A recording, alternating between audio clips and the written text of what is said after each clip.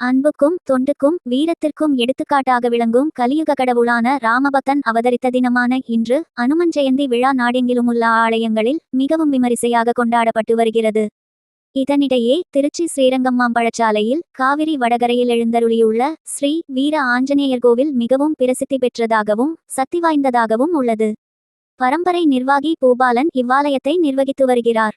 வேண்டுவோருக்கு வேண்டும் வரம் தரும் ஸ்ரீ வீர ஆஞ்சநேயர் திருமுகம் வடக்கு நோக்கியும் வலது கையில் சஞ்சீவிமலையும் இடது கையில் கதாயுதத்துடன் காட்சியளிக்கும் ஆஞ்சநேயர் கலியுகத்தின் கண்கண்ட தெய்வமாகவும் வரப்பிரசாதியாகவும் திகழ்ந்து வருகிறார். ஸ்ரீ வீர ஆஞ்சநேயர் ஆலயத்தில் அனுமன் ஜெயந்தி விழாவையொட்டி 10,008 வடை மாலை ஆஞ்சநேயருக்கு சாற்றப்பட்டு பக்தர்களுக்கு காட்சியளித்து வருகிறார். இவ்வாலயத்தில் வந்து வழிபட்டால் திருமண தடை நீங்கும், குழந்தை வரமளிக்கும், குடும்ப ஒற்றுமை நீடிக்கும் என்பதால் பெருந்திரளான பக்தர்கள் நீண்ட வரிசையில் நின்று ஸ்ரீ வீராஞ்சநேயரை தரிசனம் செய்து வருகின்றனர். தரிசனத்திற்கு வரும் அனைத்து பக்தர்களுக்கும் திருக்கோவில் நிர்வாகம் சார்பில் அன்னதானம் வழங்கப்பட்டு வருகிறது. ஹனுமன் ஜெயந்தி மகோற்சவ விழா ஏற்பாட்டினை விழாக்குழுவினர்கள் மற்றும் ஊர் பொதுமக்கள் மேற்கொண்டிருந்தனர்.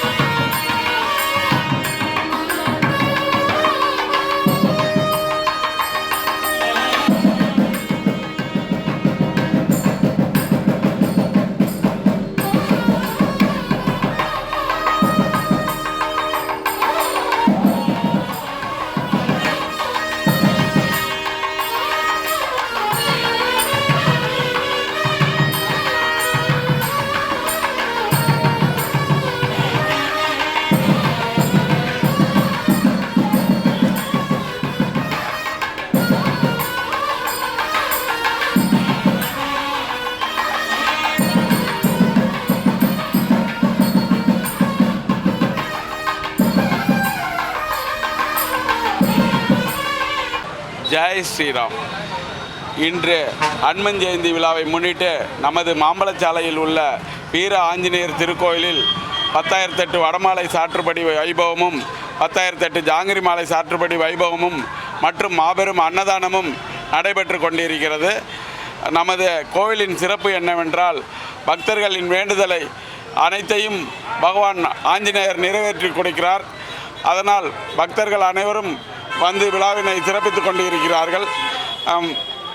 இந்த விழா ஏற்பாடுகளை கோவிலின் பரம்பரை நிர்வாகியான நானும் மற்றும் விழா குழுவினர்களும் சேர்ந்து சிறப்பாக நடத்தி கொண்டிருக்கிறோம். நமது கோயிலில் பிரசாதமாக பகவானின் மார்பில் சாற்றப்பட்ட வெண்ணையும் வடமாலை, துளசி மாலை போன்ற பிரசாதங்களும் வழங்கப்படுகிறது. பக்தர்கள் அனைவரும் கலந்து கொண்டு விழாவை சிறப்பித்து தருமாறு கேட்டுக்கொள்கிறோம்.